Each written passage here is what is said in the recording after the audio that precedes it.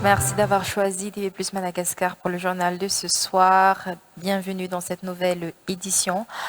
Dans le journal, sans plus tarder, voici les titres. De nouveaux dispositifs visant sur la modernisation des relations professionnelles dans le pays ont été inclus dans le Code du travail récemment adopté selon les explications. La prochaine étape dans son application est actuellement la formation des syndicats des travailleurs pour une meilleure compréhension de son contenu. La corruption reste un problème majeur à Madagascar. Aucune amélioration notable de la situation n'a été constatée dans le pays. En 9 ans, le pays a obtenu un score de 26 sur 100 en termes d'indice de perception de la corruption en 2024 comme en 2022. L'Inde et le Pakistan se sont mutuellement bombardés dans la nuit de mardi à mercredi, faisant 8 morts côté pakistanais et 3 côté indien. C'est un nouveau palier dans l'escalade entre les deux puissances nucléaires depuis l'attentat du 22 avril. Les actualités politiques. La rencontre entre les sénateurs et les membres du gouvernement se tiendra le lundi 16 juillet 2025 au Palais de Verre, selon l'ordre du jour qui a été adopté au Sénat. Ce jour, les sénateurs ont proposé 6 projets de loi prévus être adoptés par les 2 chambres du Parlement. Par contre, les sénateurs ne sont pas tenus de suivre à la lettre l'ordre du jour en cas de proposition de projet de loi par le gouvernement. Zora Bartson.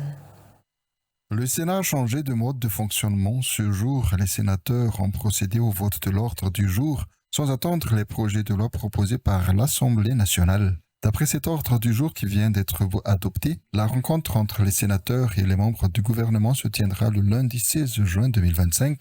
D'autre part, les sénateurs ont avancé 6 propositions de loi. Général Richard Wallman, président du Sénat, en a proposé 2. Il s'agit de la proposition de loi relative aux partis politiques et de la proposition de loi relative à la circulation de personnes. Les sénateurs Mahound Hugues Tsiebmalieu Tiendazaotilon, Alid Bin Soufou ont présenté la proposition de loi relative à la protection et la gestion durable des espèces de baobab à Madagascar. La sénatrice Lalatine Rakoutenazaf a présenté les propositions de loi portant modalités de suspension, de révocation et de déchéance des maires dans l'exercice de leur mandat et la proposition de loi portant recensement, vaccination et suivi des bovidés à Madagascar. Une proposition de loi modifiant et complétant certaines dispositions de la loi portant code de la santé a été présentée par les sénateurs Rakoutendainbian Janatenen et Tiendaz Odilon. La rencontre entre les sénateurs et les membres du gouvernement, quant à elle, est prévue pour le lundi 16 juin 2025. La session a été présidée par le président du Sénat, Richard Wallman, le vice-président du Sénat, Nicolas Rapemanzar, et le rapporteur général, Raymond Nall. La corruption reste un problème majeur à Madagascar. Aucune amélioration notable de la situation n'a été constatée dans le pays en 9 ans. Le pays a obtenu un score de 26 sur 100 en termes d'indice de perception de la corruption en 2024 comme en 2022. Transparency International pointe une gouvernance faible, un manque d'action concrète, une justice inefficace et le non-respect des lois comme cause principale de cette situation. L'éducation des jeunes est considérée comme une solution clé pour inverser la tendance, d'après les explications au micro de Saint-Acha Lanterinienne. La corruption continue de gangréner la vie publique à Madagascar. Malgré les appels à la mobilisation citoyenne, aucun progrès significatif n'a été enregistré ces dernières années.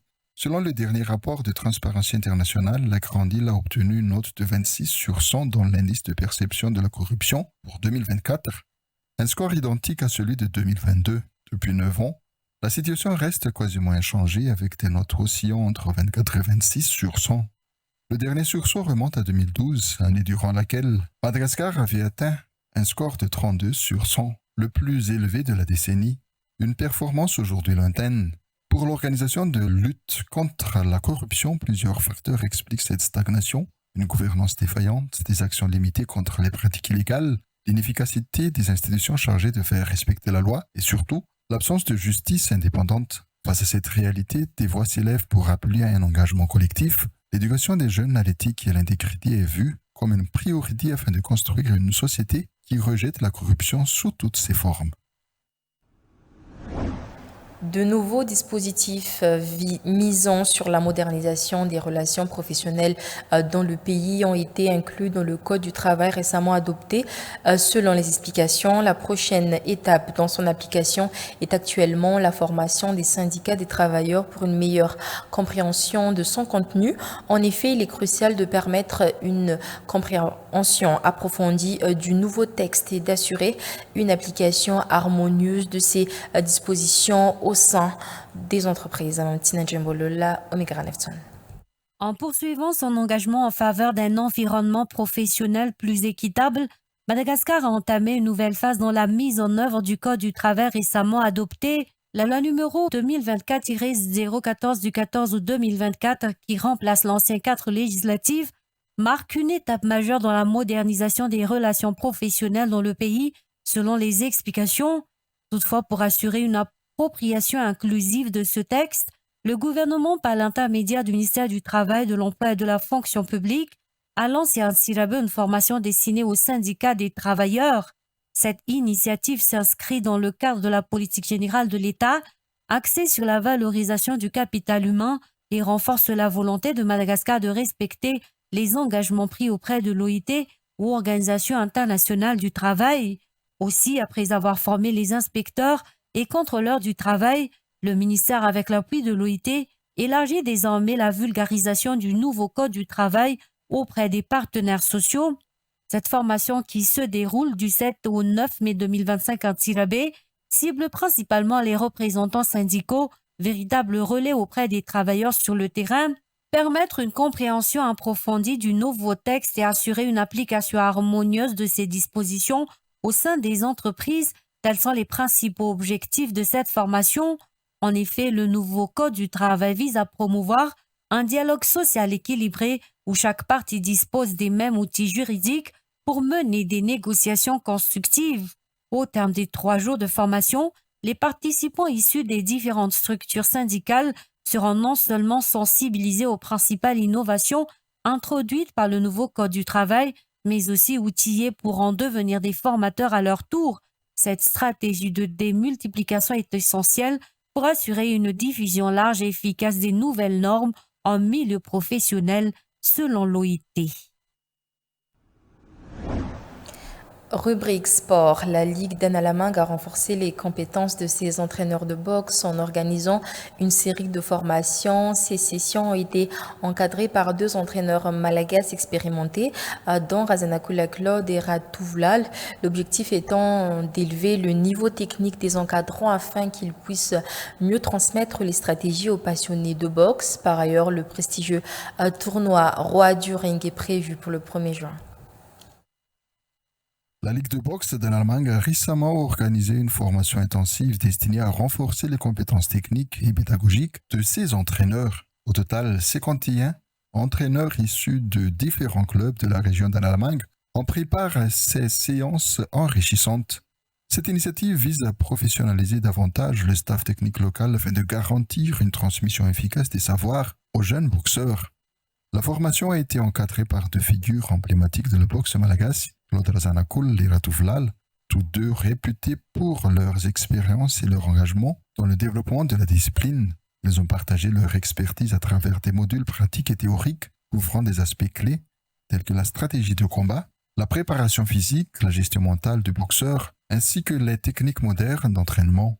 L'objectif principal est de permettre aux entraîneurs d'améliorer la qualité des séances au sein de leurs clubs respectifs. Cela permettra non seulement de faire progresser les athlètes, mais aussi de rehausser le niveau général de la boxe dans la région. En parallèle à cette montée en compétences, la Ligue prépare un événement de grande envergure, la compétition Roi du Ring prévue pour le début du mois de juin. Ce tournoi réunira plusieurs combattants de renom qui s'affronteront dans les duels intenses, promettant un spectacle captivant pour les amateurs de boxe. Le président de la Ligue d'Analamangue a également annoncé que le championnat régional se tiendra au mois d'août. Il a insisté sur l'importance de cette compétition qui constitue une étape incontournable pour toute ligue souhaitant se qualifier pour les championnats nationaux. Un appel à la mobilisation générale a été lancé afin que chaque club puisse se préparer sérieusement et défendre fièrement les couleurs de sa région.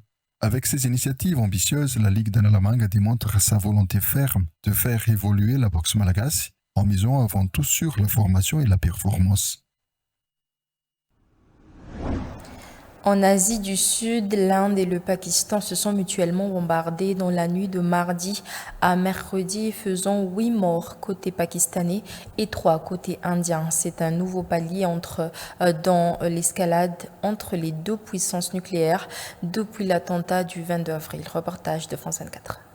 Effectivement, c'est dans la nuit aux alentours d'1h50 que New Delhi a répondu, en tout cas aurait attaqué 9 sites terroristes au Pakistan et dans la région du Cachemire. Le Pakistan, lui, a répondu avec des tirs d'artillerie. Du côté, le bilan serait de 9 morts côté pakistanais et des dizaines de blessés. Les Indiens, quant à eux, affirment avoir tué 80 terroristes côté pakistanais. Alors, ces frappes, elles ont eu dans la nuit, aux alentours d'1h du matin. La population s'attendait à une réponse telle, mais en tout cas pas dans la nuit, car pour l'instant aujourd'hui c'était des essais, des exercices qui devaient être organisés en Inde pour prévenir la population, pour apprendre à la population à s'organiser en cas d'attaque. Mais en tout cas, New Delhi aurait attaqué cette nuit plusieurs sites. Alors l'Inde, quant à elle, a affirmé que la justice a été rendue. Le Pakistan, lui, a déclaré que la riposte ne fera que s'accumuler et qu'ils frapperont au moment qu'ils choisiront. Merci d'être resté jusqu'au terme de cette édition version française. Soyez également au rendez-vous tout à l'heure dans le journal en version malagasy à 19h30.